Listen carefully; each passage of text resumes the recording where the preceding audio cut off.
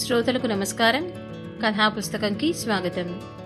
దీనికి ముందు వీడియోలో శ్రీమతి సుధా విశ్వం గారు రాసిన సమయస్ఫూర్తి మొదటి భాగం విన్నారు కదా. దాని కొనసాగింపు ఇప్పుడు విందాం.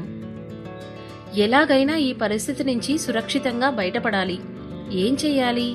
అమ్మ వాళ్ళకి కాల్ చేస్తే అమ్మో వాళ్ళు మరింత భయపడతారు. దేవుడా, ఇప్పుడేం చెయ్యాలి? ఎలా తప్పించుకోవాలి అనుకుని ఆలోచిస్తోంది అలేఖ్య క్యాబ్లో. ఫ్రెండ్కి కాల్ చేద్దామని చూస్తే ఛార్జింగ్ చాలా తక్కువగా ఉంది. ఏం చెయ్యాలి అని ఆలోచిస్తూ మెసేజ్ పెట్టబోతూ ఉంటే ఒక ఐడియా తట్టింది అలేఖ్యకి. తన స్నేహితురాలు ఆకాంక్షకి పోలీస్ డిపార్ట్మెంట్ అంటే అభిమానం. అందులో చేరాలని ప్రయత్నం చేస్తోంది. పోలీస్ డ్రెస్లో తను దిగిన ఫోటో ఒకటి వాట్సాప్లో పంపింది. రోజు గుడ్ మార్నింగ్ మెసేజెస్ పెడుతూ ఉంటుంది. అందులో పోలీస్ ఆఫీసర్ ఫోజుతో ఉన్న ఫోటోతో లేటెస్ట్గా పెట్టిన ఫోటో కనిపించింది అలేఖ్యకి. అది చూడగానే వచ్చిన ఐడియాని అమల్లో పెట్టింది. ఆ ఐడియా తప్ప వేరే ఆప్షన్ కనిపించలేదు అలేఖ్యకి. వెంటనే తన ఫోన్లో రింగ్ టోన్ క్లిక్ చేసింది. 2 సార్లు సౌండ్ రాగానే ఆపేసి కాల్ రిసీవ్ చేసుకున్నట్టుగా మాట్లాడడం మొదలుపెట్టింది. హలో అన్నయ్య, వచ్చేస్తున్నాను. ఈ డ్రైవరు ఏదో షార్ట్ కట్ అని తీసుకొస్తున్నాడు. నీకు లైవ్ లొకేషన్ పెట్టాను చూడు. ఏంటి, నువ్వు ఈ రూట్లోనే ఉన్నావా? పెట్రోలింగ్లో ఉన్నావా? ఓ అవునా? ఏంటి? వద్దన్నయ్యా, నువ్వేం వెహికల్ పంపించొద్దు. నేను ఇంటికెళ్ళిపోతాను. ఈ డ్రైవరు బానే తీసుకెళ్తున్నాను అన్నాడు. అన్ని ఏరియాలు బాగా తెలిసినవాడనుకుంటా. ఏంటి, ఆ రేపిస్ట్ దొరికాడా? ఎన్కౌంటర్ చేసేశావా? అలాంటి వాడికి అదే గతి పట్టాలి. కసి తీరా నరికెయ్యాలి. అబ్బా, గ్రేట్ అన్నయ్యా నువ్వు. ఐఎమ్ ప్రౌడ్ ఆఫ్ యూ అన్నయ్యా. అందుకే నాన్న నిన్ను ఎప్పుడూ మెచ్చుకుంటూ ఉంటారు అని మాట్లాడుతూనే ఒక కన్ను డ్రైవర్పై వేసి గమనించసాగింది. వాడు వెంటనే ఒక సర్కిల్ రాగానే యూటర్న్ తీసుకుని వెనక్కి వెళ్లడం మొదలుపెట్టాడు. ఇంతలో అలేఖ్య, అదేంటన్నా, ఏమైంది? మళ్ళీ వెనక్కిపోతున్నావు? ఏదో షార్ట్ కట్ అన్నావు కదా అన్నది ఫోన్ పట్టుకునే.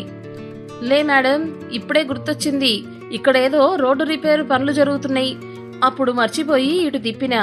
మీరు పెట్టిన లొకేషన్ ప్రకారమే తీసుకుని పోతా అన్నాడు భయంగా. లొకేషన్ ప్రకారం సాఫీగా తీసుకెళ్లడం మొదలుపెట్టాడు. ఓకే అన్నయ్య, ఇంటికి చేరగానే ఫోన్ చేస్తాను బాయ్ అని పెట్టేసింది. వాడు 10 నిమిషాల్లో లొకేషన్లో ఉన్న అడ్రస్ ఉన్న చోటకి తీసుకువెళ్ళాడు. ఇక్కడ ఆపు అని దిగింది అలేఖ్య. వాడి మొహంలో భయపు ఛాయలు ఇంకా పూర్తిగా పోలేదు. ఓలా మనీ ఉంది, నీకేం ఇవ్వక్కర్లేదు, సరిపోయింది కదా అన్నది నవ్వుతూ అలేఖ్య డ్రైవర్తో. ఇవ్వక్కర్లేదు మేడం, సరిపోయింది అని ఆ ఇంటి వైపు చూశాడు. అక్కడ ఆ ఇంటికి తగిలించిన బోర్డు పైన ఎస్పీ అరుణ్ అని కనిపించింది. వెంటనే వాడు మరింత భయపడిపోయి కారును వేగంగా ముందు కురికించాడు. ఆ బోర్డు వైపు చూసి ఒక్కసారిగా రిలాక్స్డ్గా నవ్వుకుంది అలేఖ్య. శ్రీపతి పండితారాధ్యుల అరుణ్ అని ఇంటి పేరుతో కలిసిన పూర్తి పేరును ఇలా షార్ట్కట్ చేసి బోర్డు తగిలించాడు ఆ ఇంటి ఓనర్ వాళ్ళ అబ్బాయి. అలేఖ్యతో అతను సొంత అన్నయ్యలాగానే ఎంతో ఆప్యాయంగా ఉంటాడు. అతను ప్రస్తుతం ఓ ప్రైవేట్ కంపెనీలో సేల్స్ డిపార్ట్మెంట్లో పనిచేస్తూ గ్రూప్ పరీక్షలు రాస్తున్నాడు. ఎలాగైనా పోలీస్ డిపార్ట్మెంట్లో చేరాలి అని అతని కోరిక. తను రక్షణ కోసం మాట్లాడిన అబద్ధం నిజమై అరుణ్ ఎస్పీ అవ్వాలని మనసులోనే అనుకుని ఆ ఆపద నుంచి రక్షించిన దేవుడికి దండం పెట్టుకుంటూ ఇంట్లోకి నడిచింది అలేఖ్య. అలేఖ్య కోసం కంగారుగా ఎదురుచూస్తున్న అలేఖ్య తల్లి అనురాధ కాలింగ్ బెల్ మోగగానే తలుపులు తీసింది. అమ్మయ్య, వచ్చావా? పక్కింటి ఆవిడ కాసేపు కూర్చొని వెళ్ళింది.